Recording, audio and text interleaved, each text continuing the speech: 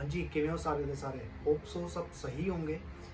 मैं थोड़ा पंजाबी च यूज़ कर रहा गल अपनी अज, क्योंकि काफ़ी रिक्वेस्ट आ रही थी कि मैं पंजाबी च बोल के दिखावा। मैं मोस्टली पंजाबी ही यूज़ करता हूँ, बट मैं यूट्यूब वीडियोज़ के लिए थोड़ा हिंदी यूज़ करता हूँ।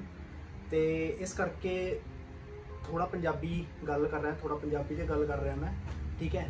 हाँ, तो अब जो हमारी वीडियो है हम उस पर आते हैं। पहली चीज़, मैंने क्या क्या मिस्टेक्स की थी जब मैं प्रिपेयर कर रहा था बैंकिंग एग्ज़ाम के लिए, ठीक है। सबसे पहली मिस्टेक मैंने ये की थी कि मैं बैंकिंग और एसएससी दोनों को साथ लेके चल रहा था। मतलब मैंने ये नहीं सोचा था कि बैंकिंग में क्या सिलेबस है और एसएससी में क्या सिलेबस है, मैं दोनों का मिक्सअप कर रहा था, ठीक है, जो कि पॉसिबिलिटी नहीं है, बहुत गलत चीज़ है वो।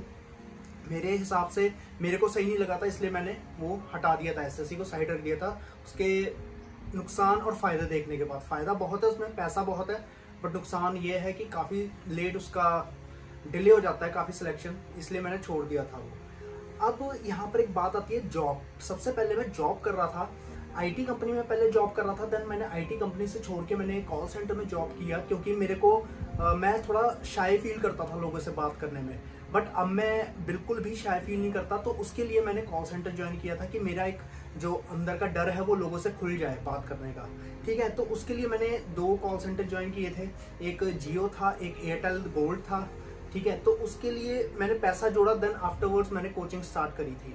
और जब कोचिंग स्टार्ट करी थी तो उसमें क्या हुआ कुछ फ्रेंड्स होते हैं पुराने जॉब के, तो वो चीज़ मैटर कर गई, तैयारी में मिस्टेक हो गई कि मैं फ्रेंड्स के चक्कर में ज़्यादा रहा, तैयारी के बारे में मैंने सोचा नहीं। उसके बाद आता है, फर्स्ट मैंने एग्ज़ाम दिया था एसबीआई पीओ का।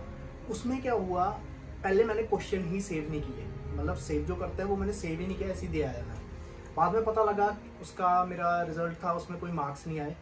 दूसरा दिया था तो उसमें 2 मार्क्स थे एसबीआई पीओ का। तो मुझे समझ ही नहीं आ रहा था कि मैं जॉब छोड़ के आ गया हूँ, बट मेरे को ABC नहीं पता है बैंकिंग की होता क्या है। इसके बाद मैंने सिलेबस नहीं देखा था, ठीक है, कि सिलेबस में आता क्या क्या है, मैं जस्ट किए जा रहा था। उसके बाद जब मैंने कोचिंग सेंटर ज्वाइन किया, वहाँ से मेरे को थोड़ा पता लगा, ठीक है। उसके बाद मैं सोचता था जो कोचिंग सेंटर में कर लिया बहुत है, हो जाएगा अब, ठीक है। लैक ऑफ प्रैक्टिस, कि मैंने प्रैक्टिस ही नहीं करी, कि जो कोचिंग सेंटर में जितना करवा दिया 2-3 घंटे कर लिया, हो गया, बैंक का पेपर क्लियर हो जाएगा। और एक बहुत गलत एटीट्यूड था, I am a BTech computer science engineer, और ये नहीं चलेगा। अगर तुम जो से मर्जी इंजीनियर हो, अगर तुम बैंकिंग के लिए आए हो तो प्रॉपर बैंकिंग पे फोकस करो। मेरा ये था कि मैं इंजीनियर हूँ, मैं तो निकाल ही लूँगा पेपर। ये सबसे गंदा एटीट्यूड था मेरा, जो कि मुझे नीचे पटका बिल्कुल आके। ये एटीट्यूड मत रखना, ठीक है। उसके बाद जो 2 आवर्स के एग्जाम होते थे उसमें मैंने करंट अफेयर्स कभी भी टच नहीं किया था, क्योंकि मुझे पता ही नहीं था करंट अफेयर्स आता कैसे है, क्या होता है क्या नहीं होता, कुछ नहीं पता था मेरे को। जब कपिल काटपाल सर आए तब मुझे थोड़ा थोड़ा पता लगना शुरू हुआ, तब मैंने थोड़े थोड़े एग्जाम दिए, तब नंबर आने शुरू, तब जाके पता लगा मेरे को। तो ये करंट अफेयर्स का मैटर भी है, ठीक है। उसके बाद आता है, मेरा एक इशू हुआ था, अभी लॉकडाउन लगा था पिछले साल, उसमें मेरे को ये था कि मेरा SBI क्लर्क क्लियर हो जाएगा। मैंने सबसे बड़ी मिस्टेक क्या करी, मैं SBI क्लर्क पे बैठ गया, मेंस के लिए प्रिपेयर करने शुरू कर दिया। मैंने 4-5 महीने अच्छे से मेंस की प्रिपरेशन की, बहुत अच्छे से।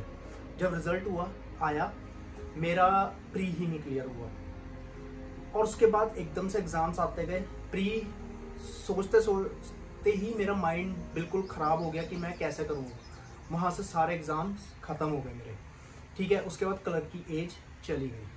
तो ये मैंने काफ़ी ज़्यादा मिस्टेक्स की थी। मैं चाहता हूँ आप लोग ये मिस्टेक्स ना करें, लैक ऑफ प्रैक्टिस, ठीक है, प्रैक्टिस को कभी ना छोड़ें। उसके बाद आता है कि मैंने मॉक टेस्ट मस्ती मस्ती में दिए, मतलब कभी ब्रेक कर लिया था बीच में, कभी नहीं किया, कभी ठीक है कर दिया, कोई दिक्कत नहीं, हो जाएगा हो जाएगा, हमें हफ्ते में 1-2 मॉक दे दिए, काफ़ी हैं। बट अब मुझे जब मेंस के बाद, ये जब मेंस की मैं SBI क्लर्क की तैयारी कर रहा था, उसके बाद मुझे पता लगा कैसे मॉक्स देते हैं, कैसे बैठना होता है, कैसे प्रॉपर एनालिसिस करना होता है मॉक का। वो बाद में मैंने शुरू किया, ठीक है, 2019 के बाद प्रॉपर तरीके से जो मैंने प्रिपरेशन शुरू की है 2020 के बाद शुरू की है, 2020 जन से।